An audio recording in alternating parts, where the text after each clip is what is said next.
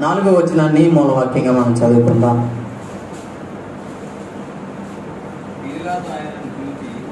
పిలాతు ఆయనను చూచి మరలా నీవు ఉత్తరమేమీ చెప్పవా, నీ మీద వీరు ఎన్నెన్ని నేరములు మోపుచున్నారో చూడమనెను. చిన్న మాట ప్రార్థన చేసుకుందాం. పరిశుద్ధాత్మ దేవుని యొక్క సహాయం కొరకు అందరూ కనులు మూసుకొని దేవా మాతో మాట్లాడమని అందరం ప్రభువుని అడుగుదాం. స్తోత్రములు దేవా, స్తోత్రములు నాయన. పరిశుద్ధుడా, ప్రేమ గల తండ్రి, జీవం కలిగిన మా యేసు ప్రభువా నీకు వందనాలు ప్రభువా. మరి ఉదయకాలపు ఆరాధనను ముగించుకొని ప్రభువా మరి 2వ తండ్రి నాయన ఆరాధన ప్రభువా గుంటూరు పట్టణంలో మీరు ప్రభువా తండ్రి నాయన జరిగిస్తున్నందుకై నేను స్తుతిస్తున్నాము ప్రభువా. మరి సంఘమంతటిని మీరు క్షేమకరంగా నీ సన్నిధికి నడిపించారు తండ్రి నాయన. మేమందరము కూడి వచ్చినది నీ యొక్క శరీర రక్తంలో చేయుట కొరకు కనుక అయ్యా, మేమందరము తండ్రి యోగ్యముగా నీ శరీర రక్తంలో చేరినట్లుగా అయ్యా దేవా మీరు మాకు యోగ్యతను దయచేయండి తండ్రి. నీకు వందనాలు, స్తోత్రాలు. మా యొక్క తప్పిదములు మా యొక్క అతిక్రమములు మాకు కనబడినట్లుగా నీ వాక్యము ద్వారా మీరు మమ్మల్ని హెచ్చరించి మమ్మల్ని బాగు చేయమని ప్రార్థన చేస్తున్నాం తండ్రి. నీకు వందనాలు.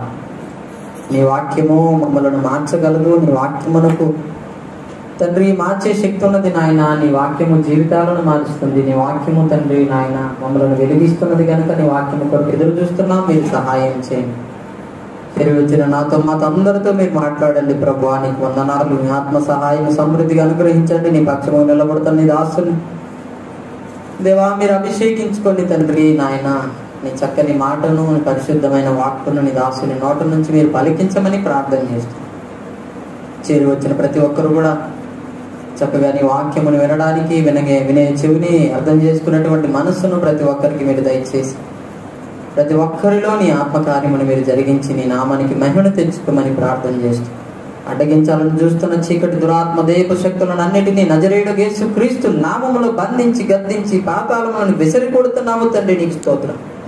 మీరే క్షేమం ఇచ్చి నాతో మాతో అందరితో మీరు మాట్లాడమని యేసు నామమును బట్టి ప్రార్థించి వేడుచున్నాం తండ్రి. ఆమేన్. దేవునికి స్తోత్రం. హల్లెలూయా. ప్రభునందు ప్రియమైనటువంటి వారులారా, లోకము నుండి వేరు చేయబడిన తర్వాత లోకము నుండి దేవుని చెంతకు మనం వచ్చిన తర్వాత లోకము నుండి మనం ప్రత్యేకించబడినటువంటి వ్యక్తులుగా అయిన తర్వాత మనము లోకరీత్యా నడుచుకోవడానికి వీలు లేదు అనేటువంటి విషయాన్ని బైబిల్ గ్రంథం మనకు చాలా స్పష్టంగా తెలియపరుస్తుంది. అందుకే అపోస్తల కార్యముల గ్రంథము 2వ అధ్యాయంలో మనం చూస్తే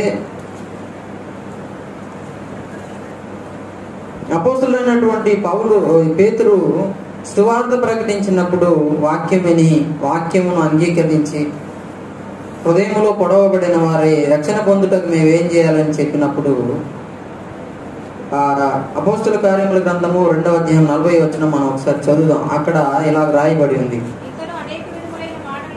ఇంకను అనేక విధములైన మాటలతో సాక్ష్యం ఇచ్చి మూర్ఖులకు ఈ తరము వారికి వేరై రక్షణ పొందుడని వారిని హెచ్చరించను. దేవునికి స్తోత్రం కలుగును. తర్వాత ప్రభునందు ప్రియులారా, మరి మనము లోకము నుండి వేరు చేయబడినటువంటి వారిగా ఉండాలి అనేటువంటి విషయాన్ని ఇక్కడ పేతురు భక్తులు తెలియపరుస్తున్నాడు. మూర్ఖులకి తరం వారికి వేరు కాకపోతే మనం రక్షణ పొందుకున్నా సరే అది రక్షణ కాదు. మనం ముందు మూర్ఖులకి తరం వారికి వేరు కావాలి, ఆ తర్వాతే రక్షణ కార్యం.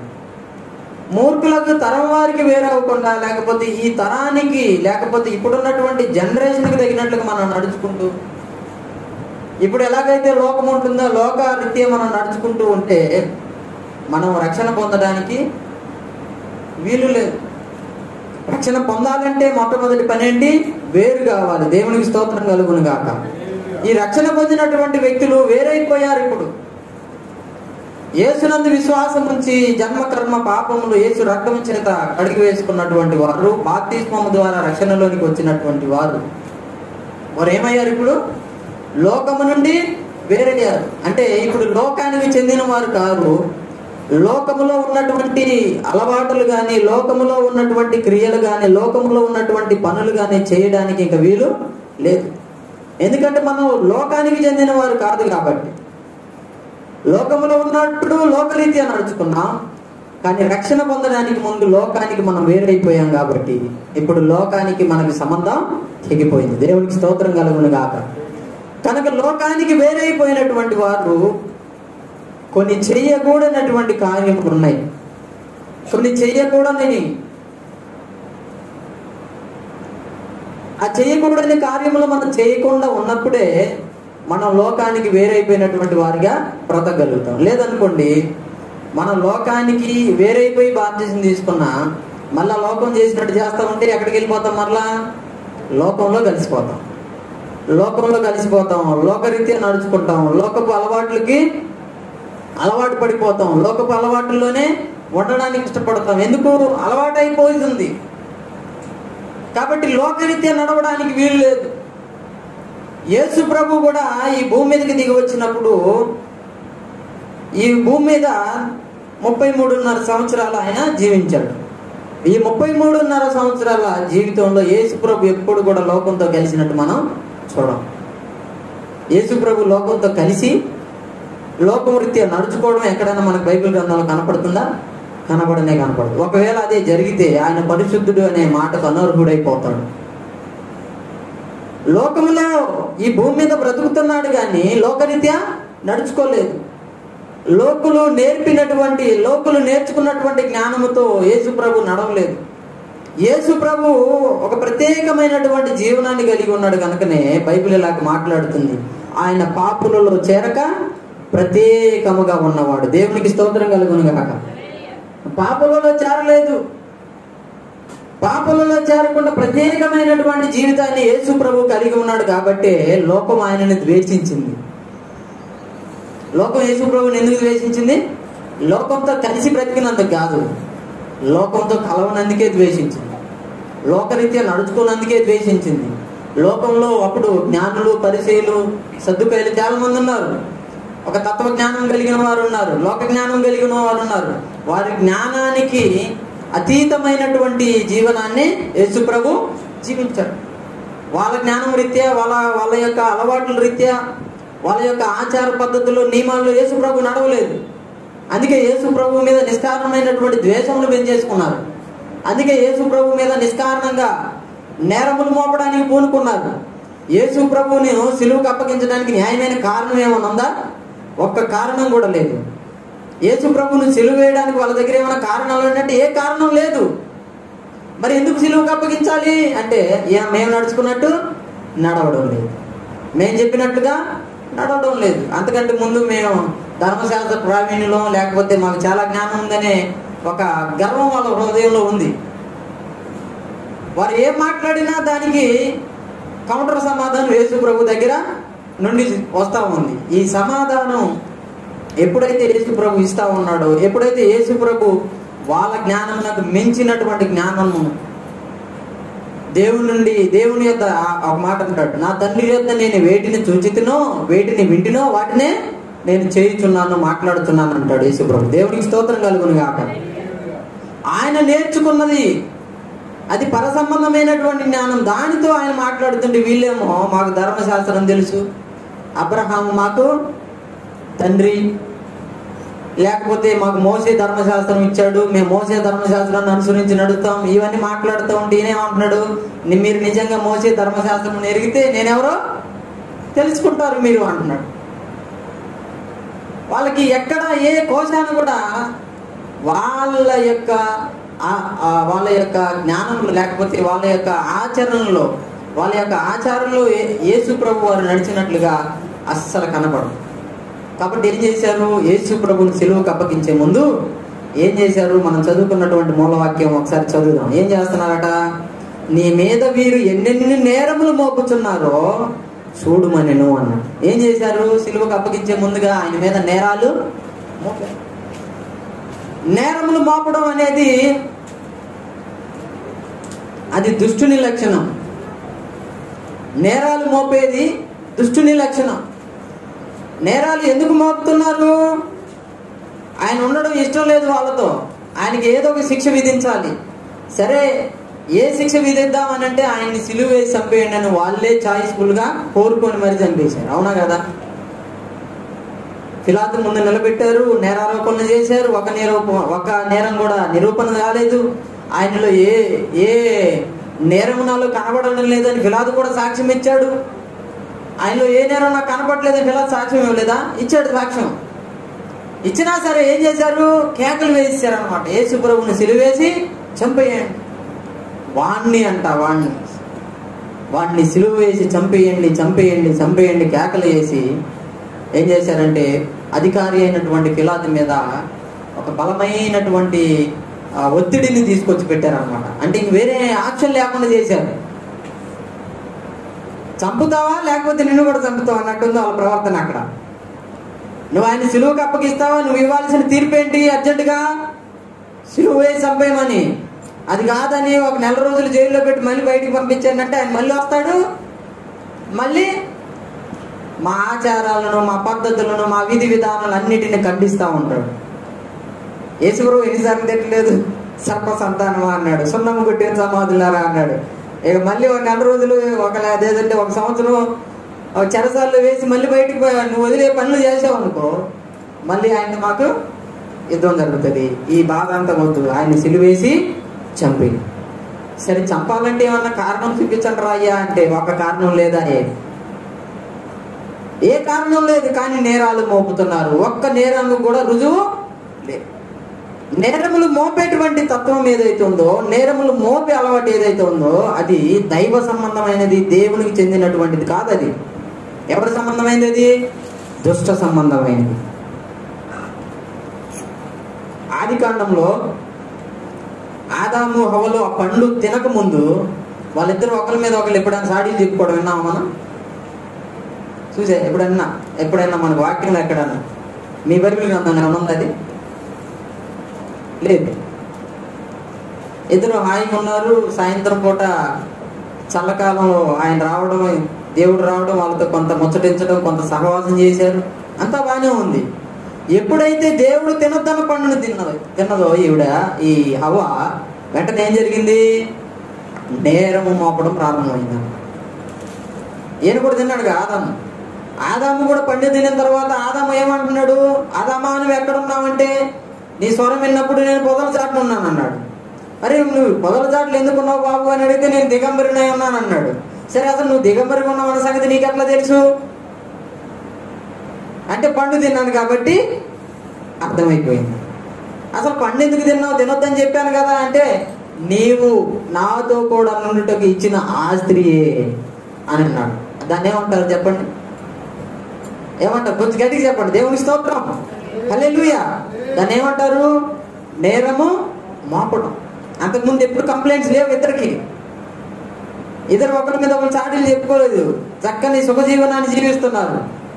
దేవుడు రావడం, ఆయనతో కొంత సహవాసం చేయడం, ఆయనతో కొన్ని మాటలు ముచ్చటించడం, మళ్ళీ ఆయన వెళ్ళిపోవడం, మళ్ళీ చల్లపూట రావడం, మళ్ళీ సహవాసం. ఇదే రొటీన్ గా డైలీ రెగ్యులర్ గా అదే జరిగింది. ఇంక వాళ్ళకి తెలిసిన థర్డ్ పర్సన్ ఎవరన్నా ఉన్నారంటే అది దేవుడే. దేవునికి స్తోత్రం కలుగును కాదు. ఎప్పుడైతే దేవుని మాటను అతిక్రమించారో అప్పుడు ఏమొచ్చింది? మానవ జాతిలోనికి పాపం ప్రవేశించింది. పాపం ఎప్పుడైతే ప్రవేశించిందో పాపంతో పాటు దుష్ట సంబంధమైనటువంటి లక్షణాలన్నీ కూడా మానవులలోనికి వచ్చేసాయి. అసలు పాపంలోనే ఇవన్నీ ఉన్నాయి. దుష్ట సంబంధమైనవన్నీ ఎక్కడున్నాయి? పాపము అనేటువంటి మూటలోనే అన్నీ ఉన్నాయి అన్నమాట. ఇప్పుడు ఫోన్ ఉంది కదా, మనం మామూలుగా మాట్లాడుకుంటాం. ఫోన్లో మంచిగా ఉన్నాయి, చెడ్డగా ఉన్నాయి అంటారు చూడ. అట్లాగే పాపంలో ఏమున్నాయి?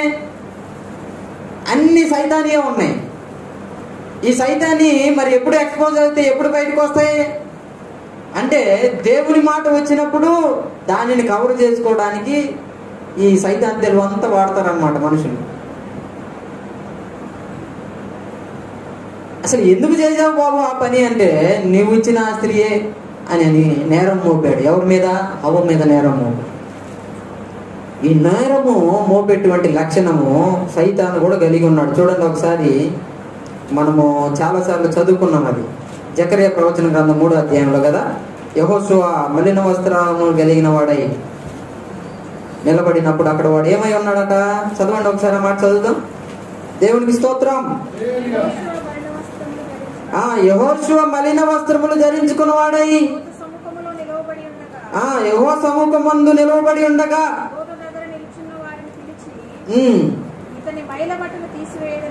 ఇతని మైల బట్టలు తీసివేయడని ఆజ్ఞాపించను. మొదటి వచనం చదువుదామా? 3వ అధ్యాయం మొదటి వచనం.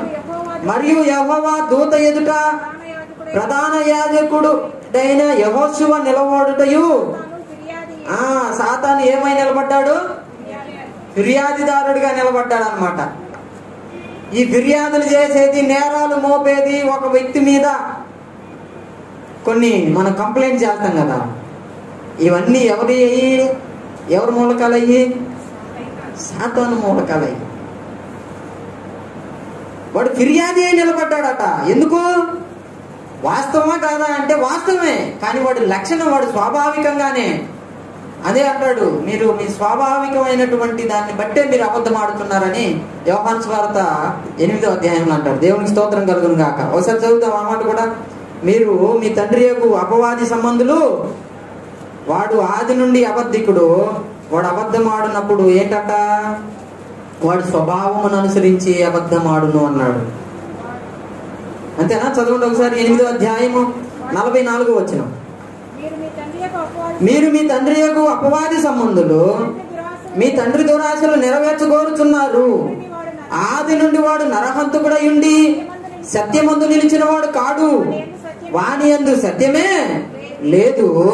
వాడు అబద్ధమాడునప్పుడు తన స్వభావమును అనుసరించి అన్నాడు. అబద్ధమాడడం సాతాను సంబంధమైనటువంటి లక్షణమే. అబద్ధమాడడం సాతాను స్వభావం. ఫిర్యాదులు చేయడం ఎవరి స్వభావం? సాతాను స్వభావమే. నేరాలు మోపే పనిలోనే చూడండి, ఒక యేసు ప్రభువు మీద మాత్రమే నేరాలు మోపడం కాదు, అపోస్తులైనటువంటి పౌలు మీద కూడా ఆ కాలంలో ఉన్నవారు నేరాలు మోపినట్టు మనం చూద్దాం ఒకసారి. అపోస్తుల కార్యముల గ్రంథము 23వ అధ్యాయం. అపోస్తుల కార్యముల గ్రంథం 23వ అధ్యాయము 28వ వచనం చదువుదాం.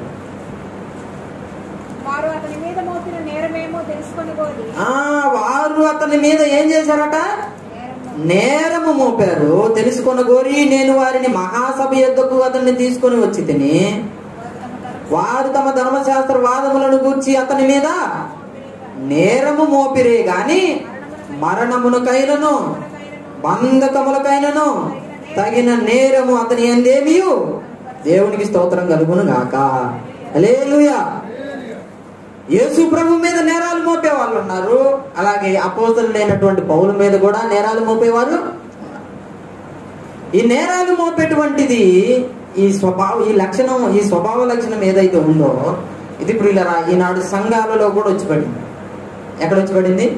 ప్రాబ్లం ఏంటంటే, ఇప్పుడు యేసు ప్రభు పాపంలో జరగ ప్రత్యేకంగా బ్రతికాడు. అపోస్తలుడైనటువంటి పౌలు కూడా అంతకు మునుపు తాను కలిగిన తనకున్నటువంటి జ్ఞానము చేత ఏదైతే చేశాడో వాటన్నిటిని విడిచిపెట్టి యేసే నిజమైన దేవుడు అని ప్రకటించడం ప్రారంభించిన తర్వాత ఎవరితోనైతే స్నేహంలో ఉన్నాడో, ఎవరికైతే సహకారిగా ఉన్నాడో వాళ్ళందరూ కలిసి ఏం చేస్తున్నారు? ఇప్పుడు నేరాలు మోపే వాళ్ళు అయిపోయారు.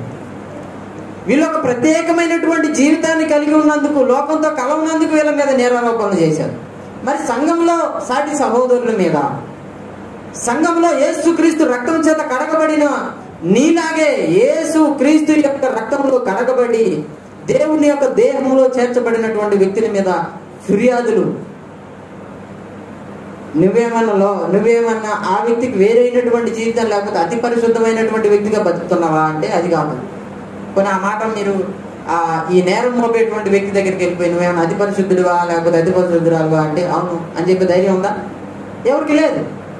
కానీ ఎందుకు మోపుతాం?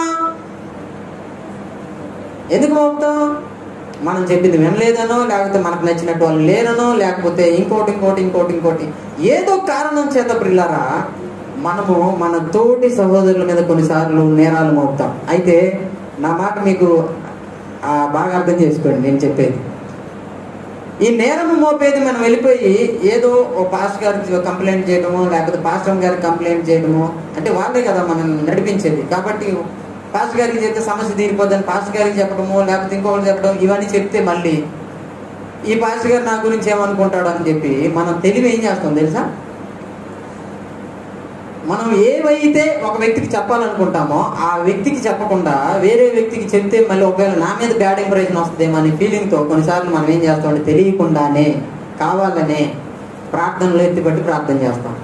ఏమని? ప్రభువా ఈ రాజేష్కి బుద్ధి దయచేయి ప్రభు, నా దగ్గరికి వచ్చి బుద్ధి ఉందా, బుద్ధి తెచ్చుకో బతుకురా అని చెప్పడానికి కుదరదు. కొన్ని పాస్ గారికి చెప్తేనేమో ఈవిడేంది లేకపోతే వీడేంది ఊరిగా పలానోడి మీద కంప్లైంట్ చేస్తున్నాడు అనుకుంటాడేమో, అదొక భయం. కాబట్టి ఇప్పుడు ఏం చేయాలా? రాజేష్ చర్చికి వచ్చినప్పుడు, రాజేష్ ఎదురుగా కూటంలో కూర్చున్నప్పుడు ఇక రాజేష్ గురించి ప్రార్థన చేయాలి. రాజేష్కి బుద్ధి తెచ్చే ప్రభు, రాజేష్కి జ్ఞానం ఇవ్వు ప్రభు, రాజేష్ అలా చేశాడు. ఇవన్నీ ఎక్కడి నుండి వస్తాయి? రాజేష్కి బుద్ధి తెచ్చే ప్రభు అంటే బుద్ధిహీనమైన పనులు వీడు చేస్తున్నాడని. ఈ నేరం మోపడానికి ధైర్యం లేక ఎక్కడ చెప్తున్నాం మనం ఇది తీసుకెళ్ళి ప్రార్థనలో దేవునికి చెప్తున్నాం నేరాలు. అసలు ఒక వ్యక్తి గురించి ఒక మాట ఉంటుంది, నీ సహోదరుని మీద విరోధ భావం ఏదైనా నీకు కలిగిన ఎడల మొదట నువ్వు వెళ్ళి ఆ సహోదరునితో మాట్లాడవలెను అంటాడు. ఆ వెళ్ళిన తర్వాత నీ మాట విననప్పుడు ఇంకో 3 సహోదరులను ఇంకో 4 సహోదరులను తీసుకొని వెళ్ళి ఆ వ్యక్తితో మాట్లాడితే అప్పుడు కూడా వినకపోతే అప్పుడు వాడిని ఏం చేయమన్నాడు? ప్రభువుకు అప్పగించవలెను అన్నాడు. దేవునికి స్తోత్రం కలుగునుగా. మనం ఏం చేస్తున్నాం? ప్రభువుకి అప్పగించటరా, ప్రభువుకి నేరారోపణ చేస్తున్నాం. ప్రభువా నీకు అప్పగిస్తున్నాను. ఇంకొక మాట చెప్తున్నాం, మనం నిజంగా అంత యథార్థత కలిగి ఆ వ్యక్తి బాగుపడాలని కోరుకుంటే మనం చేయాల్సిన ప్రార్థన సంఘములో కాదు, వ్యక్తిగతంగా. దేవుడికి స్తోత్రం కలుగునుగా. నువ్వు చేయి, ప్రార్థన చేయొద్దని నేను అనట్లేదు. సంఘములో 4 సహోదరుల ముందు కూర్చున్నప్పుడు పాస్టర్ గారు ప్రభువా, పాస్టర్ గారికి బుద్ధి ఇవ్వు ప్రభువా, జ్ఞానం ఇవ్వు ప్రభువా. కొంతమంది పాస్టర్ గారు నచ్చినట్టు అంటే మన పాస్టర్ గారు మామూలు చెప్తున్నా, ఎక్కడెక్కడ పాస్టర్లు ఉన్నారో వాళ్ళందరి గురించి మనం చేసేది ఏంది? కొన్నిసార్లు పాస్టర్ గారు ప్రభువా చెప్పిన మాట్లాడి ప్రభువా, ఇంకొంచెం దగ్గరకు వచ్చి మాట్లాడితే కుటుంబంలోనే భర్త సరైనటువంటి విధానంలో లేడనుకోండి, ఈమె వ్యక్తిగతంగా వెళ్ళిపోయి ప్రభు దగ్గర మాట్లాడుకొని దేవునికి ప్రార్థన రూపంలో తెలియపరిచి అంతవరకు ఆగిపోతే పర్వాలా, కుటుంబ ప్రార్థన పెట్టిద్ది అనమాట. దేవునికి స్తోత్రం. హల్లెలూయా. కొంచెం గట్టిగా చెప్పండి, హల్లెలూయా. కుటుంబ ప్రార్థన పెట్టి భర్త వచ్చి కూర్చొని రోజు భర్త ముందు ప్రార్థన చేయదు, ప్రభువా మా ఆయనకి బుద్ధి దయచేయి, ప్రభువా మా ఆయనకి జ్ఞానం ఇవ్వు, ప్రభువా ఏ విధంగా నడుచుకోవాలో నేర్పించు, ప్రభువా భార్యతో ఏ విధంగా ఉండాలో మా ఆయనకి నేర్పించు. ఎక్కడ చేస్తాం ఈ ప్రార్థన? భర్త ఎదురు పెట్టుకొని. మనకు నచ్చని వాళ్ళు ఎవడైనా ఉంటే వాళ్ళు మన ఎదురుకు పెట్టుకొని వాళ్ళ కోసం మనం ఫిర్యాదులు చేస్తాం. అది ప్రార్థన కాదు దాన్ని అనేది, ఫిర్యాదులు చేయడం అంటారు దాన్ని. అసలు ఒక వ్యక్తిని నువ్వు ఒక మాటతోనే గాయపరచొద్దు అన్నాడా లేదా? నరహత్య కొత్త నిబంధన గ్రంథంకి వచ్చినప్పుడు నరహత్య అనేది ఏంటిది? చంపేయడమేనా? నరహత్య దేంతో నరహత్యని ఎలా పోల్చి చెప్పాడు? కొంచెం గట్టిగా చెప్పండి, దేవునికి స్తోత్రం. ఒక వ్యక్తిని ఒక మాటతో మనం గాయపరిచినప్పుడే ఆ వ్యక్తిని మనం నరహత్య చేసిన దానితో సమానం, యాజ్ పర్ క్రైస్ట్ లా. దేవుని చట్ట ప్రకారం అది. ధర్మశాస్త్ర చట్ట ప్రకారం ఏంటి? చంపేయడం, నరహత్య. కానీ ఇక్కడికి వచ్చేసరికి యేసు ప్రభు భూమి మీదకి వచ్చిన తర్వాత చెప్పిన మాట ఏంటి? మనం మాట్లాడే మాట ఒక వ్యక్తిని గాయపరిచే విధంగా, ఒక వ్యక్తిని ఇబ్బంది పెట్టే విధంగా ఉందంటే ఆ క్షణమే నువ్వు ఆ మనిషిని నరహత్యతో సమానం. అంటే నా మాట ఏంటంటే ఇప్పుడు ఆ వ్యక్తికి కొన్ని చెప్పొద్దనో కొన్ని చెయ్యొద్దని కాదు. అపోస్తులైనటువంటి పౌలు కొరింథీ సంఘంలో బోల్సార్లు చెప్పాడు, ఆ వ్యక్తితో మీరు మాట్లాడిన అవసరమైతే ఆ వ్యక్తిని వెలివేయండి అన్నాడు, పాపం చేసేవాడు. నేను అనేది మనము తెలియకుండానే ప్రార్థన రూపంలో ఫిర్యాదులు చేస్తూ ఉంటాం. అసలు చేయాల్సిన ప్లేస్లో చేయం ప్రార్థన. నీ సాటి సహోదరుని కోసము, లేకపోతే నీ సంఘములో వ్యక్తి కోసము, ఆ సంఘంలో వ్యక్తిని గెలుచుకోవడం కోసం, ఆ సంఘంలో వ్యక్తిని సంపాదించుకోవడం కోసం మనం వ్యక్తిగత ప్రార్థనలో పోరాటం చేయాలా. సంఘములోనికి వచ్చినప్పుడు అందరికీ క్షేమాభివృద్ధికరమైనది. దేవునికి స్తోత్రం కలుగును గాక. ప్రతి వ్యక్తిని దేవుడి ముందు సంపూర్ణులుగా ఉండే విధంగా కావలసిన ప్రతిదీ దయచేయమని ప్రార్థన చేయాలి. కానీ వాళ్ళలోని అవలక్షణాలు ఎత్తి నువ్వు చెప్పి ప్రార్థన చేయడం అది నేరం. దేవునికి నువ్వు నేరం మోపుతున్నావు దేవుని దగ్గర. అపోస్తలులైన పౌలు మీద నేరాలు మోపడానికి ప్రయత్నం చేశారు, అలాగే యేసు ప్రభు మీద నేరాలు మోపడానికి ప్రయత్నం చేశారు. పాత నిబంధన గ్రంథంకి వచ్చేసరికి దానియేలు మీద కూడా నేరాలు మోపడానికి ప్రయత్నం చేశారట. ఒకసారి చూద్దాం అన్నమాట. దానియేలు గ్రంథం 6వ అధ్యాయంలో ఆ మాట రాయబడి ఉంటది. 4వ వచనం ఒకసారి చదువుదామా. అందుక ప్రధానులను అధిపతులను రాజ్య పాలన విషయములలో దానియేలు మీద ఏదైనా, ఒకసారి చూడండి, ఏదైనా అంటే అర్థం ఏంటి? అసలు నేరం మోపడానికి, నింద మోపడానికి, చూడండి ఒకసారి నా వైపు, నేరము మోపడానికి, నింద మోపడానికి ఏ కారణాలు కూడా దానిలో కనపడలేదు. కాబట్టి ఏదైనా ఒకటి కొసరు దొరికిద్దేమో అని చెప్పేసి తరచి చూడడం అనమాట. కొంతమందిలో మనం ఏం చేస్తాం, బాగా జ్ఞాపకం, ఎక్కడ దొరుకుతాడు వీడు చూద్దాం, వీడు నన్నే అంటాడా, వీడు ఎక్కడ దొరుకుతాడు చూద్దామని వాడి జీవితం అంతా మనం ఏం చేస్తాం, స్టడీ చేస్తాం. ఇంకెక్కడ ఒక పాయింట్ పట్టుకోవడం. ఇప్పుడు ఓపురయ్య గారిని తప్పు పట్టాలని ప్రయత్నం చేసే బ్యాచ్ అంతా ఉన్నారు కదా, వాళ్ళందరూ చేసే పని ఏంటి?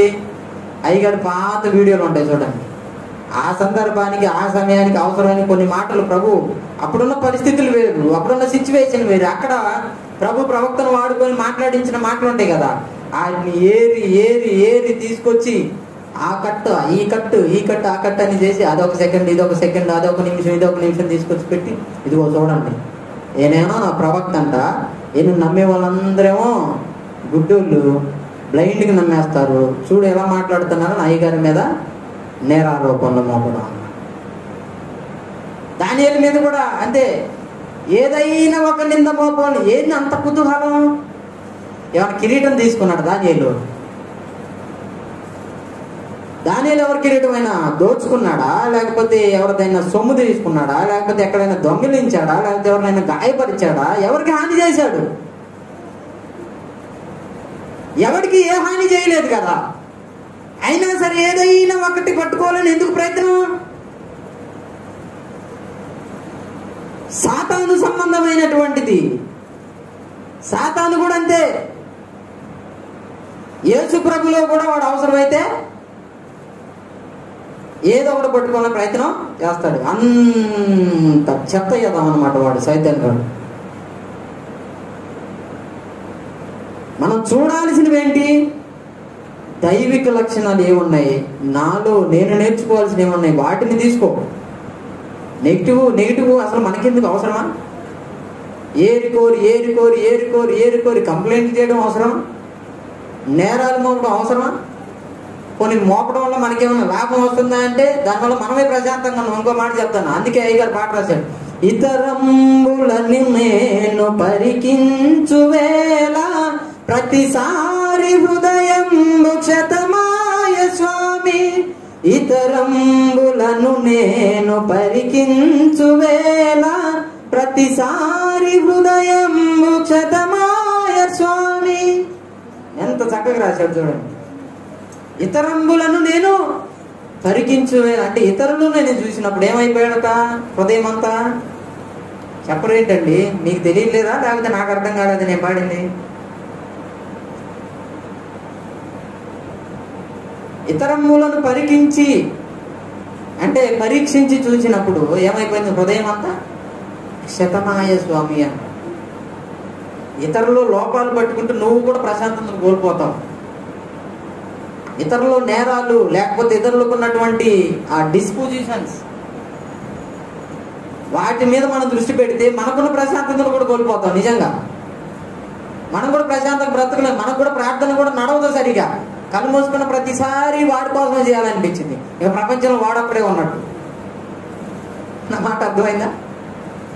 కళ్ళు మూసిన ప్రతిసారి వాళ్ళే జ్ఞాపకం వస్తారు. ప్రభా ఆటలో ఇది మార్చి ప్రభా, ఇది మార్చి ప్రభా.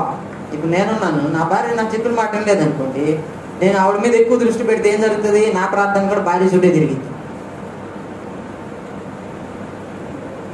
ఓవర్గా నేను నా భార్యని పరికించి పరికించి పరికించి పరికించి చూశాను అనుకో, నేను నా పరిస్థితి కూడా ఏంటి?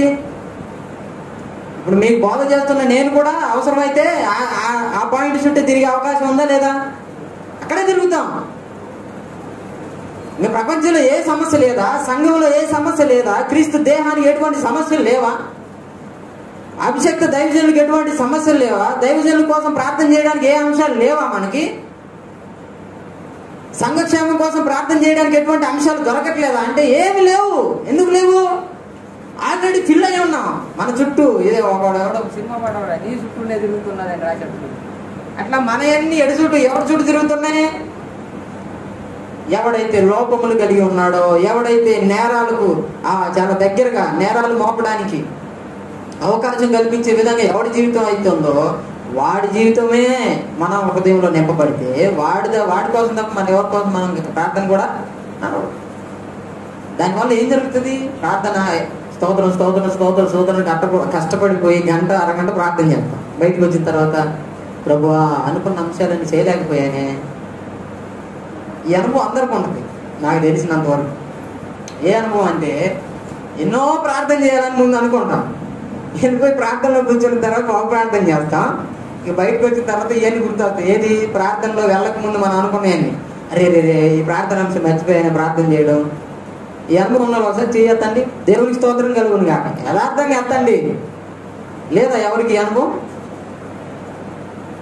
నాకైతే ఉంది నిజంగా.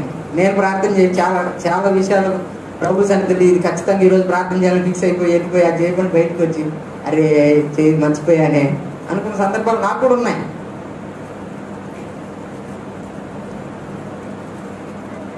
అందరికీ ఉంటాయి.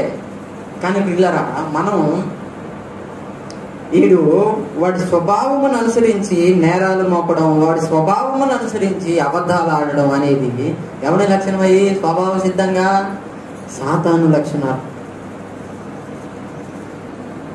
మరి దేవుని లక్షణాలు ఏంటి? నేరము మోపి ఒక వ్యక్తిని నిందించడం దేవుని లక్షణం కాదు. దేవునికి స్తోత్రం కలుగును గాక. దేవుని లక్షణం ఏంటంటే అక్కడ ఒక మాట అంటాడు, నేను నీతిమంతులను పిలువ రాలేదు కానీ ఎవరిని పిలువ వచ్చానన్నాడు? ఎవరి కోసం వచ్చాడు ఆయన? యేసు ప్రభుకి ఒక పేరుంది. బయట లోకం జనం అంటారు, మనం కూడా అంటాం, ఆయన పాపుల రక్షకుడు. దేవుడికి స్తోత్రం కలుగును గాక. ఆయన పాపులను రక్షించడం కొరకు వచ్చాడు. ఆయన నీతిమంతులు వెతకడానికి నేను రాలేదన్నాడు. ఒక ఉపమానం కూడా చెప్తాడు, ఎవరికైనా 100 గొర్రెలు ఉన్నాయని ఒక గొర్రె తప్పిపోతే 99 గొర్రెలు ఉన్నాయి కదా అని చెప్పేసి నొట్టలు వేసుకొని డ్యాన్స్ చేస్తాడా? కాదు. మరి దేనికోసం ఏం చేస్తాడు? ఆ తప్పిపోయిన ఒక్కదాన్ని వెతకడా అన్నాడు. దేవునికి స్తోత్రం కలుగును గాక. ఆయన ఇంకో మాట కూడా ఉండదు ఆయన గురించి, నశించిన దానిని వెదకి రక్షించుటకు క్రీస్తు యేసు ఈ లోకంలోకి వచ్చిన. దేవునికి స్తోత్రం కలుగును గాక. హల్లెలూయా.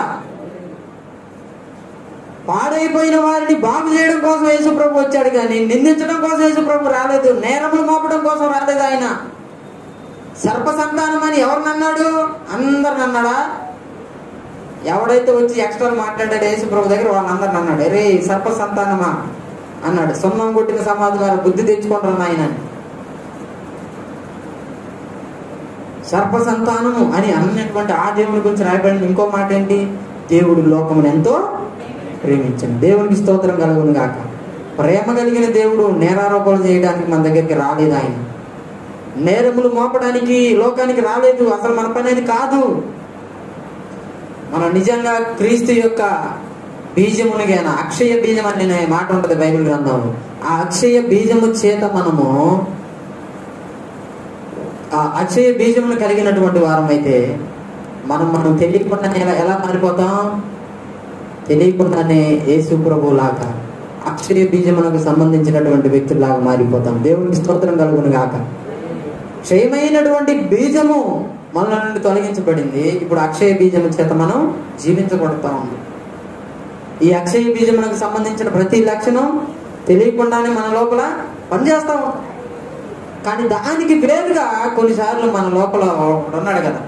మనలో ఎంతమంది ఉన్నారు? ఇద్దరు ఉన్నారనమాట. ఎంతమంది? ఇద్దరు. ఒకడేమో ఆంతరిక పురుషుడు, ఒకడేమో బాహ్య పురుషుడు. ఎంతమంది చెప్పండి? ఇంకా కొంచెం మరి అర్థం కావడం కొంచెం. ప్రాచీన పురుషుడు, నవీన పురుషుడు. దేవునికి స్తోత్రం కలుగును గాక. రాజేష్ అనేటువంటి వాడు, ప్రాచీన పురుషుడు అనేవాడు ఒకడున్నాడు, అలాగే నవీన పురుషుడు, అలాగే తరుణు, లేకపోతే ఇంకొక లేడీస్ పేరు అనుకోండి. ఈ వ్యక్తిలో ఎంతమంది ఉన్నారు? ఇప్పుడు ఇద్దరు ఉన్నారు. ఈ నవీన స్వభావం ఏం చేస్తుంది? దేవునిలాగా ఉండడానికి ప్రయత్నం చేస్తుంది. ఈ ప్రాచీన స్వభావం ఏం చేసింది? పాత లక్షణాలు అయ్యే నేరాలు మోపడం, అబద్ధాలు ఆడడం, శాతాన్ని నుండి వచ్చినాయి కదా మూలకాలు, పాపం నుండి వచ్చినాయి కదా, వీటిని ప్రదర్శిస్తుంది అన్నమాట ప్రాచీన స్వభావం. నవీన స్వభావం ఏమో దేవుని సంబంధమైన వాటిని ప్రదర్శిస్తూ ఉంటే, ప్రాచీన స్వభావం ఏమో దుష్ట సంబంధమైనటువంటి వాటిని, సాతాన సంబంధమైన వాటిని ప్రదర్శిస్తూ ఉంటుంది. మనం ఎప్పుడు కూడా ప్రియులారా మన సంఘంలో కావచ్చు, లేకపోతే ఇతరులో కావచ్చు, మనం చూడాల్సినవి ఏంటంటే ఈ వ్యక్తిలో దేవునికి అనుకూలమైనటువంటి లక్షణాలు ఏవైతే ఉన్నాయో అవి నేను కూడా కలిగి ఉండాలి అనేటువంటి వాటి మీద మాత్రం మనం దృష్టి పెట్టాలి. కానీ మిగతావి మనకి సంబంధం. ఈ రోజుల్లో క్రైస్తవులందరూ ఎలా తయారంటే అంత బాహ్యమైన దాని గురించే దృష్టి అంతా దేని మీద ఉంది? బాహ్యమైన వాటి మీద ఉంది. ఒకడైతే ఓపిరే గారు పూల దాన్ని ఏమంటారు షూట్ వేసుకుంటే ఒకడొచ్చి ఆ ఫోటో తీసి ఏనేంది ఇట్లాంటి డ్రెస్ వేసుకున్నాడు అన్నాడు. అలాగే ఏనేంది ఇట్లాంటి షూట్ వేసుకున్నాడు అని చెప్పి నవ్వుతున్నాడు, వెకిలి నవ్వు. వాడి దృష్టికి ఎవడు పరిశుద్ధుడు, వాడి దృష్టికి ఎవడు బాగా వాకింగ్ కానీ అని అంటే తెల్ల చొక్కా తెల్ల ప్యాంట్ వేసుకున్నాడు. దేవుని స్వరం నేరుగా ఎవరికి అందుతుందో ఆ వ్యక్తి వాడి దృష్టిలో అసలు భక్తుడే కానట్టు మాట్లాడుతున్నాడు. ఎందుకని? దృష్టి దేని మీద ఉంది? వస్త్రం మీద ఉంది. దృష్టి దేని మీద ఉంది? బాహ్యమునకు కనబడే దాని మీద ఉంది. బాహ్యమునకు కనబడే దాని మీద నువ్వు పెడితే దృష్టి ఖచ్చితంగా నీ ప్రశాంతతను కోల్పోతావు. ఇంకా చెప్పాలంటే నీలో ఉన్న మంచి దైవ సంబంధమైన లక్షణాలు కూడా నువ్వు కోల్పోయే ప్రమాదం ఉంది. మంచినీళ్ళు తీసుకొని, గ్లాసుడు మంచినీళ్ళు తీసుకొని, ఇంకో గ్లాసుడు మంచినీళ్ళు తీసుకొని దాంట్లో మట్టి తీసుకొచ్చి ఆ గ్లాసులో వేసి అది తీసుకొచ్చి మంచినీళ్ళకి వస్తే పరిస్థితి ఏంటి? ఏమైంది? మీకు తెలుసా తెలీదా? మాట్లాడరు ఎందుకు? జస్ట్ ఒక మాట సమాధానం చెప్పండి. దేవుని స్తోత్రం కలుగును గాక. ఈ పాడైపోయినటువంటి ఈ గ్లాసులో ఉన్న నీళ్ళు తీసుకొచ్చి మంచినీళ్ళ గ్లాసులో కూడా పోస్తే ఏం జరుగుతుంది? ఇది కూడా అదేంది? మంచినీళ్ళే కదా, దీంట్లో కదా మనం మట్టి వేసింది, దీనికేం ప్రమాదం లేదు అనుకోవడానికి లేదు. వేసింది ఒక దాంట్లోనైనా తీసుకొచ్చి దీంట్లో కలిపాం కాబట్టి ఇది కూడా పాడైపోతుంది. అలాగే మనలో ఎన్ని దైవిక లక్షణాలు ఉన్నా, మనలో దుష్ట సంబంధమైనటువంటి లక్షణాలు ఏవైతే ఉన్నాయో, బాహ్య సంబంధమైన వాటి మీద దృష్టి పెట్టే ఏవైతే ఉన్నాయో, కంటికి కనబడే వాటి మీద మన దృష్టి మనం ఎక్కువ నిలిపితే అవన్నీ ఏం చేస్తాయంటే లోపల ఉన్నటువంటి మంచి లక్షణాలను కూడా చెరిపేస్తాయి, మలినం చేసేస్తాయి. చెరిపేస్తాయి అనే పదం కంటే కూడా మలినం చేయడం అన్నమాట, మురికి చేసేస్తాయి. తెల్ల చొక్కా వేసుకున్నాం, ఒక లేదు చిన్నది ఒక బురద దాన్ని తీసుకుని అలా ఎవరికంటే వెళ్ళామనుకోండి, ఏం జరుగుతుంది? మలినం అయిపోతుంది.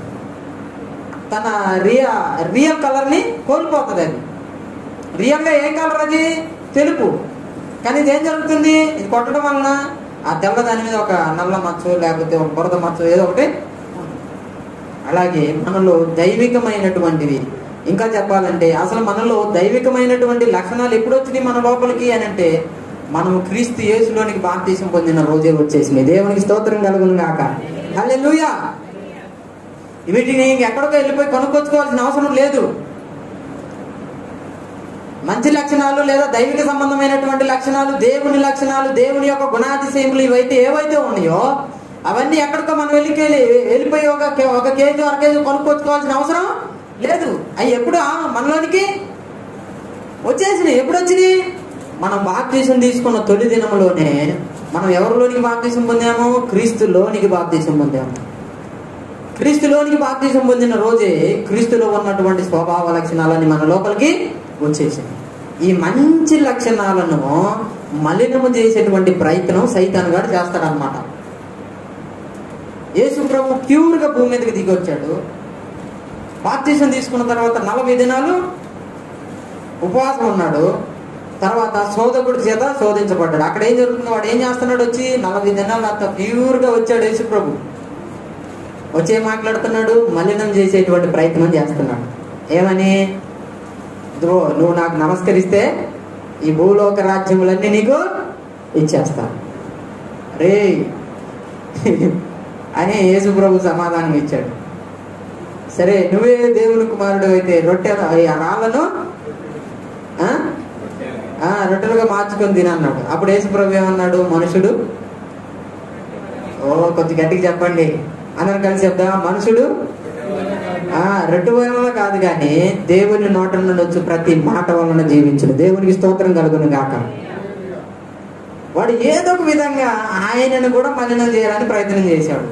ఆయన గుణాతిశయాలు, ఆయన యొక్క లక్షణాలు క్రీస్తు యేసులోనికి బాప్తీసం పొందిన తర్వాత పొందుకున్నటువంటి మనం మీద వాడు బురద జల్లాలని లేకపోతే మలినం చేయాలని వాడు ప్రయత్నం చేయడం పెద్ద గొప్ప విషయమే, ఆశ్చర్యపోవాల్సిన విషయం కాదు. అది సృష్టికర్త అయిన దేవుడు దేహాన్ని ధరించి భూమి మీదకి వస్తే ఆయన మీద కూడా వాడు తెలివంతా ఉపయోగించాడు. మనం ఎంత? మనల్ని కూడా ఏదో విధంగా మలినం చేయాలని ప్రయత్నం చేస్తాడు. ఆ ప్రయత్నంలో భాగంగానే మన దృష్టి ఇతరుల యొక్క బాహ్య సంబంధమైనటువంటి జీవితం మీదకి మళ్ళిస్తాడు. ఏ సంబంధమైన జీవితం అది? బాహ్య సంబంధమైనటువంటి జీవితం మీదకి మన దృష్టిని మళ్ళిస్తాడు. ఈ బాహ్య సంబంధమైనటువంటి ఆ జీవితం మీదకి దృష్టి ఏదైతే మళ్ళిస్తాడో ఆ దృష్టి మళ్ళీ మన మీదకి మళ్ళించడు. బాహ్యంగా మన మీదకి మన దృష్టి వస్తే మనం ఏం చేస్తాం? ఆటోమేటిక్గా ఈ బాహ్యంలో ఉన్నటువంటి ఎక్స్ట్రాలు ఏవైతే ఉన్నాయో వాటన్నిటిని తీసేసుకుంటాం మనం. ఎందుకు? బాహ్యమైనది దేవునికి అంగీకార యోగ్యమైనది కాదు, అంతరంగంలో ఉన్నది. కాబట్టి ఈ బాహ్య సంబంధమైన దాన్ని మనం ఈజీగా తీసేసుకోవాలని ప్రయత్నం చేస్తాం. కాబట్టి దీన్ని తీసేసుకోకుండా ఉండాలంటే మన బాహ్య సంబంధమైనటువంటి దాన్ని మనం చూసుకోకుండా వాడు ఏం చేస్తాడు? ఇతరుల యొక్క బాహ్యమును మనకు చూపిస్తాడు. ఒకసారి 2-3 వారాల క్రితం పాస్టర్ గారు వాక్యం చెప్పారు. ఏంటి? నీ కంటిలోనున్న దేన్ని చూసుకోవాలా? దూలాన్ని చూసుకోమన్నాడా? మన కంటిలో ఆల్రెడీ ఏముంటది? మన కంటిలో దూలం ఉంటది. దీని దగ్గర పెట్టుకొని మనం ఏం చేస్తాం? వెళ్ళి పక్కనోడు కంటే, రే నీ కంటిలో ఏముంది? చిన్న నలసందరా తీసుకో, తెల్ల కన్ను మీద నల్లగా కనపడుతుంది, అదొకటి తీసేసుకుంటే ఇంకా బాగుంటుంది నీ కన్ను అంటాం మనం. మనకున్నటువంటి దూలం మనకు కనపడదు. అసలు దేవుని ముందు నిలబడినప్పుడు ప్రియులారా, నీతో పాటు నీ సంఘం అంతటిని నీ పక్కన నిలబెట్టుకొని వీళ్ళ బాధ్యత, వీళ్ళ బాధ్యత, వాళ్ళ బాధ్యత, వీళ్ళ బాధ్యత, వీళ్ళందరి గురించి ఏం చేసావని నేను అడుగుతాడు అనుకుంటున్నావా? లేకపోతే నీ గురించి అడుగుతాడు అనుకుంటున్నావా? పక్కన వాళ్ళ మీద నేరారోపణలు మోపేవాళ్ళు కావచ్చు, పక్కన వాళ్ళ మీద కొన్ని సాడీలు చెప్పేవాళ్ళు కావచ్చు, లేకపోతే పక్కన వాళ్ళ మీద దృష్టి పెట్టేవాళ్ళు కావచ్చు. వీళ్ళ అసలు ఆలోచన ఏంటి? దేవుడి ముందు నిలబడితే ఈ పక్కనోడిని కూడా, ఈ పక్కనోడి జీవితాన్ని గురించి కూడా దేవుడు నన్నే అడుగుతాడని అనుకుంటున్నారా? ఏం అడుగుతాడు ఆయన? నిన్ను గురించి నిన్ను అడుగుతాడు, నన్ను గురించి నన్ను అడుగుతాడు. చిన్న చిన్న ఉంటే అంతలో కనపడతానే ఉంటాయి, కానీ అవి నువ్వు బాహ్యంగా తీసుకొచ్చేసి ప్రచారం చేసేసి అది తీసుకెళ్ళి ఇంకొకరి దగ్గర నువ్వు కంప్లైంట్ చేయాల్సిన అవసరం లేదు.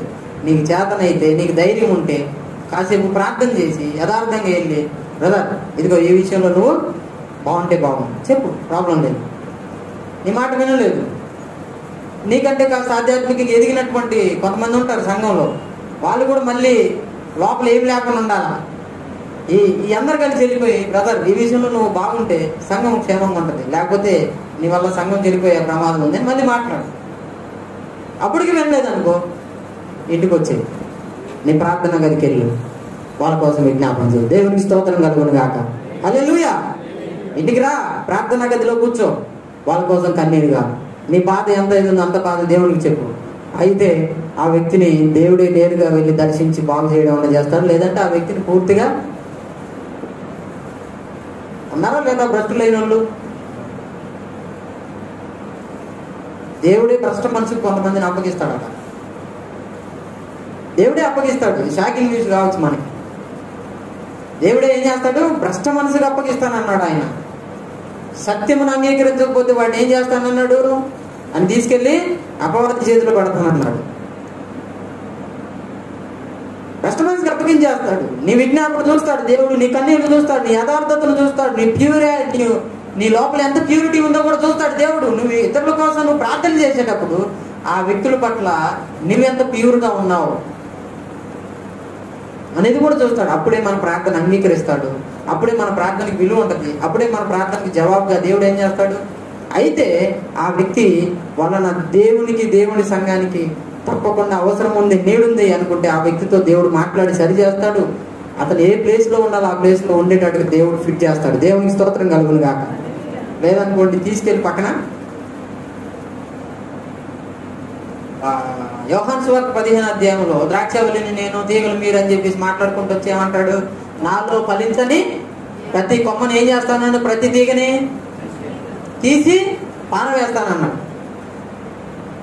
ఆయన పని మొత్తం తీసుకొచ్చి సమకూర్చేసి సెట్ చేయడమే కాదు, ఎక్స్ట్రాగా ఉన్నదాన్ని తీసి పక్కన పెట్టడం కూడా ఆయన పని. ఒక యాంగిల్లోనే మనం చూస్తాం. దేవుడు అందరిని సమకూర్చిన తర్వాత ఎక్స్ట్రా చేస్తే తీసి పక్కన కూడా పెడతాడు. చెప్పిన మాట వినకపోతే ఎన్నిసార్లు ప్రయత్నం చేసినా సరే కొన్నిసార్లు కొన్ని బాగా వైర్ ఉంది ఎగ్జాంపుల్, బాగా ఒక 10 రోజులు బాగా మెలపెట్టేసి అలా మెలకేసి పెట్టి మడత పెట్టేసి ఉంచామనుకో, తర్వాత దాన్ని తీసి ఇట్లా సాగి తీసిన తర్వాత లాగంగానే స్టిప్గా సైడ్కి వచ్చేసిద్దా? ఏమైపోద్ది? మళ్ళీ దాని షేప్లోకి వెళ్ళిపోద్ది. మళ్ళీ లాగుతా మళ్ళీ షేప్, మళ్ళీ లాగుతా మళ్ళీ షేప్, మళ్ళీ లాగుతా మళ్ళీ షేప్. అట్లా దేవుడు చాలాసార్లు లాగుతాడు, ప్రయత్నం చేస్తాడు, చూస్తాడు. మళ్ళీ వెళ్ళిపోయి నువ్వు మళ్ళీ నీ ప్లేస్లో నువ్వు అడ్డమైన ప్లేస్లో ఉన్నావు, నువ్వు అడ్డంగా ఉన్నావు, నువ్వు ఏం చేస్తాడు? బాబు నీకు నమస్కారం, నువ్వు పక్కకి వెళ్ళిపో. సౌలు మీద ఉన్నటువంటి అభిషేకం దావీదుకి ఇవ్వడానికి గల కారణం అదేనా కాదా? ఏంటి కారణం? ఉంచిన పొజిషన్ ఏంటి? ఆ ఉన్న పొజిషన్లో ఏ విధంగా నడుచుకోవాలి ఆ విధంగా నడుచుకోలేదు సౌలు. రాజుగా ఉన్నాడు, రాజుగా దేవుడే అభిషేకించాడు, దేవుడే ఉంచాడు. ఆ దేవుని మాటనే లక్ష్య పెట్టలేదు. మళ్ళీ అక్కడ ఏం పని చేసింది? స్వాభావిక నీతి పని చేసింది. ఏంటి? అవన్నీ బాగా బలంగా ఉన్న దూడలన్నింటినీ ఎవరికి బలర్పించడం కోసం? దేవునికి బలర్పించడం కోసం. ఈ స్వాభావికమైనటువంటిది ఏదైతే ఉందో ఈ స్వాభావిక మంచితనం పనిచేసింది అనమాట. పనిచేసింది ఎవరి ముందు? దేవుని ముందు. మన స్వాభావికమైనటువంటి మంచి కూడా మనకి మంచిది కాదు ప్రియులారా. ఇది కూడా మనం చాలా జాగ్రత్తగా చూసుకోవాల్సిన విషయం. మనం చాలాసార్లు దేవుని ముందుకు వెళ్ళిపోయి మన మంచితనాన్ని ప్రదర్శించాలని ప్రయత్నం చేస్తాం. అది చాలా డేంజర్. వాస్తవానికి అన్నిటిని తీసుకొచ్చి దేవునికి బలులు అర్పించమని ఎవరు చెప్పిన మాట? అది దేవుడే చెప్పాడు. అవునా కదా? పాత నిబంధనలో పాప క్షమాపణ నిమిత్తం ఏం చేయాలి? రక్త ప్రోక్షణం అనేది జరగాలి. కాబట్టి ఏదో ఒక దాన్ని తీసుకొచ్చి బలి అర్పించాలనేది దేవుని నిర్ణయమే, దేవుని మాటే. కానీ సౌలుకి ఆ మాట చెప్పలేదు. సౌలుకి ఏం చెప్పాడు? అమాలేకులను వాళ్ళకి సంబంధించిన ప్రతి దాన్ని కూడా సమూలంగా సర్వనాశనం చేసిరా అన్నాడు. ఒక్కటి కూడా జీవంతో ఉండడానికి వీలు లేదన్నాడు. అది చేయకుండా మంచి మంచి వాటిని దేవుడికి రేపు బలి అర్పిద్దామని చెప్పి తీసుకొచ్చి లోపల పెట్టాడు. అప్పుడు దేవుడు ఏం మాట్లాడాడు? బలులు అర్పించడం కంటే మాట వినుట శ్రేష్టం. దేవునికి స్తోత్రం కలుగును గాక. బలులు అర్పించడం కంటే మాట వినుట శ్రేష్టం. ఆ వినకపోవడం వల్ల ఏం జరిగింది? ఏ అభిషేకం అయితే దేవుడు ఇచ్చాడు ఆ అభిషేకాన్ని కోల్పోయాడు సౌలు. ఏ హోదానైతే దేవుడు ఇచ్చాడు ఆ హోదాను కూడా కోల్పోయాడు. సౌలు దృష్టిలో సౌలు రాజే అప్పటికి. కానీ దేవుడి దృష్టిలో ఎవరు రాజు? మనుషుల దృష్టిలో, సౌలు దృష్టిలో కూడా రాజు ఎవరు అప్పటికి? ఇంకా సౌలుగానే ఉన్నాడు, సౌలే ఉన్నాడు. కానీ దేవుడి దృష్టిలోకి వెళ్ళేసరికి దేవుడి దృష్టిలో సౌలు రాజు కాదు. భౌతికంగా చూస్తున్నటువంటి ప్రజల్లో కూడా సౌలే రాజు. కానీ దేవుడి దృష్టిలో మాత్రం రాజు దావీదు. దేవునికి స్తోత్రం కలుగును గాక. హల్లెలూయా.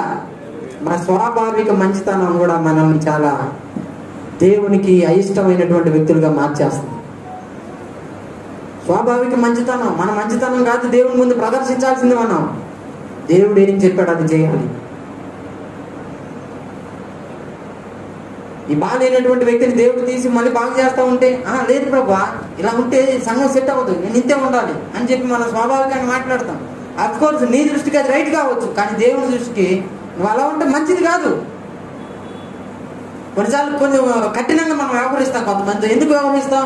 వాడు తింటే మాట్లాడాలి అంటాం అనుకుంటాం మనం. కానీ అది దేవుడు అనుమతించకపోతే అది మన తప్పు అవుతుంది. అవునా కదా?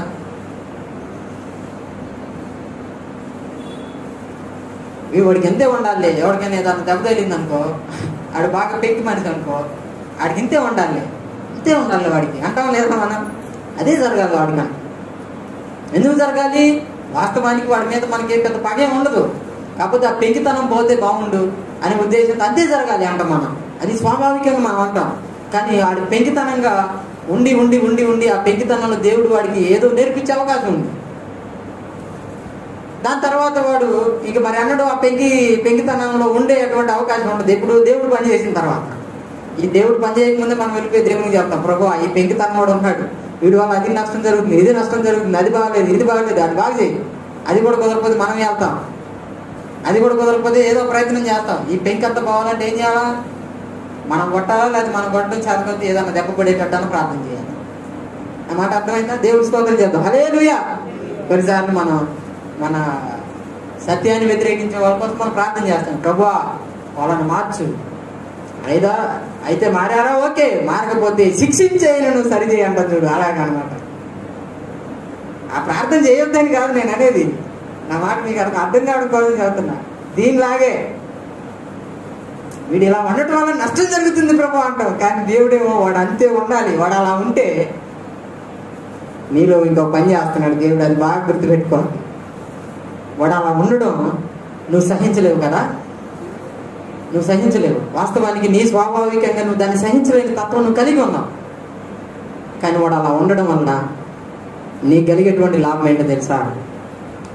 నీలో దేవుడు చేస్తున్న పని ఏంటంటే నీకు ఓపికనిస్తున్నాడు. దేవుడికి స్తోత్రం కలుగును. అలా ఉన్నా సరే నువ్వు చూస్తూ ఊరుకుంటున్నావు అంటే అర్థం ఏంటి? సహిస్తున్నావు. ఎక్కడి నుండి వస్తుంది ఇది సహనం? నా మాట మీకు అర్థమైందా? అర్థమైన దేవుడికి స్తోత్రం చేద్దాం. హల్లెలూయా. వాస్తవానికి నువ్వైతే సహించలేవు, వాస్తవానికి నువ్వైతే ఒప్పుకోవు అసలు. అయినా సరే నువ్వు ఒప్పుకొని సహించి అలాగే ఎదురు చూస్తా ఉన్నావంటే దేవుడు ఎంత పని చేస్తున్నాడు నీ లోపల అసలు?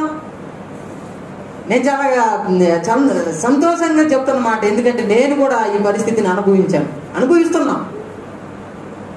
నేను ఒప్పుకోను, అయినా సరే నోరు మూసుకొని ఉంటున్నాను అంటే దాంట్లో దేవుడు నాకేం నేర్పిస్తున్నాడు? కొంత ఓపిక ఎలా ఉండాలో, ఓపికతో ఎలా ఉండాలో, సహనంతో ఎలా ఉండాలో దేవుడు నాకు నేర్పిస్తున్నాడు. అది మనకు మేలు జరుగుతుంది కదా.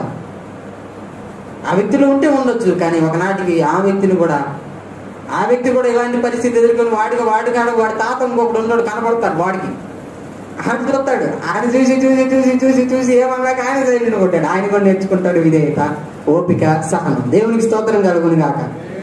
ఇలా మన పని దేవుడు మనకేం చెప్పాడు అది చేయడం. తర్వాత మన లోపల ఉంచబడినటువంటి దైవిక మంచి లక్షణాలు, దైవిక స్వభావము, దేవుని యొక్క గుణాతిశయములను మలినం కాకుండా చూసుకోవడం మన పని. దేవునికి స్తోత్రం కలుగును గాక. అవి మలినం కాకుండా మనం చూసుకోవాలి. అవి మలినం కాకుండా మనం చూసుకోగలిగితే మనం దేవుని ముందు ఎలా నిలబడతాం? నిర్దోషులుగా నిలబడతాం. దేవునికి స్తోత్రం కలుగును గాక. దోషులుగా నిలబడం. అప్పుడు మనం నిర్దోషులుగా దేవుని ముందు నిలబడడం కొరకే దేవుడు మనకి ఈ పునరుద్ధాన ఆరాధన, లేకపోతే ఈ ఆదివారం అనేటువంటిది దేవుడు మనకి ఇస్తున్నాడు. ఈ భూమి మీద ఉండగానే మనల్ని ఏం చేయాలనుకుంటున్నాడు? దేవుని ముందు నిర్దోషులుగా ఉండే విధంగా సిద్ధపరచాలని దేవుడు ఆశిస్తున్నాడు. కాబట్టి ప్రియులారా, మనందరం పరీక్షించుకోవాల్సినటువంటి అవసరం ఉంది. మనందరం మనల్ని మనం చూసుకోవాల్సినటువంటి అవసరం ఉంది. మనం ఇతరుల మీద నేరాలు మోపే గుంపులో ఉన్నామా? సరి చేసుకోవాలి. మన స్వాభావిక మంచితనానికి వెళ్ళిపోయి దేవుని పనికి అడ్డగించే వాళ్ళుగా ఉన్నామా? ఇది చూసుకోవాలి. ఇలా మనం చూసుకుంటే ఒకనాటికి ఏమైపోతామంటే క్రమక్రమంగా ఒక్క రోజులో పరిశుద్ధత అనేది ఒక రోజులో వచ్చేదేం కాదు. మనమేం ఒక్క రోజులో యేసు ప్రభులాగా మారిపోము. ఇప్పుడు ఈ రోజు ఇన్ని అవలక్షణాలు పెట్టుకొని ఇలా బతుకుతున్నాం. ఒక రోజులో వచ్చినాయి నాకు ఇవన్నీ. నాలో కొన్ని అవలక్షణాలు ఉన్నాయి. దేవుడికి నచ్చని నా లోపల ఉన్నాయి. అవన్నీ ఒక్క రోజులే క్రియేట్ అయిపోయినాయి నా లోపలికి. రోజు రోజు రోజు రోజు రోజు రోజు వయసు పెరుగుతున్న కొలది, ఆలోచన విధానం పెరుగుతున్న కొలది, పరిపక్వత పెరుగుతున్న కొలది ఏం జరుగుతుంది? రోజు రోజు రోజు రోజుకి బిల్డ్ అవుతా వచ్చింది. అదంతా ఒకరోజు పోతా ఉంటుంది. ఈ పోయే పనిలోనే మనం ఏమైపోతామంటే పరిశుద్ధులుగా మార్చబడతా ఉంటాం. దేవునికి స్తోత్రం కలుగును గాక. అందుకే మనకి నెలలు వారాలు ఎన్ని అవకాశాలు దేవుడు మనకి ఇస్తున్నాడు. పోయిన వారం ఒకలాగా ఉన్నాం, ఈ వారానికి అప్పటిలాగా లేకపోవచ్చు, నెక్స్ట్ వారానికి ఈ రోజు ఉన్నట్టు మళ్ళీ నెక్స్ట్ వారం కూడా పోవచ్చు. ఇలాగ మారుతూ మారుతూ మారుతూ మారుతూ మనం ఎవరిలాగా అయిపోతాం? క్రీస్తులాగా మారిపోతాం. దేవునికి స్తోత్రం కలుగును గాక.